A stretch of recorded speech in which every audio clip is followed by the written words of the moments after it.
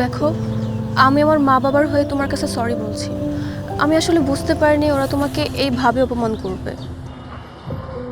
তোমার বাবা মার কোনো দোষ নেই, তারা যা বলেছে সত্যি তো বলেছে। তার মানে তুমি কি ওদের সাথে একমত হয়ে আমাকে ভুলে যেতে চাও? না, আমি তোমাকে কখনোই ভুলে যেতে পারবো না, কিন্তু আমি যেটা চাই তুমি সেটা কখনোই পারবে না। কি কি চাও তুমি? আমি তোমাকে বিয়ে করতে চাই। তুমি সত্যি আমাকে বিয়ে করবে? হ্যাঁ সত্যি। আর তুমি জানো না তোমাকে ছাড়া থাকা অসম্ভব। তুমিও তো জানো তোমাকে ছাড়া আমি এক মুহূর্ত থাকতে পারবো না। ঠিক আছে, কাল তাহলে আমরা কাজে অফিসে যাবো। আমি আমার ফ্রেন্ডদেরকে বলবো আসতে, ওখানে যেয়ে আমরা বিয়েটা করে ফেলবো।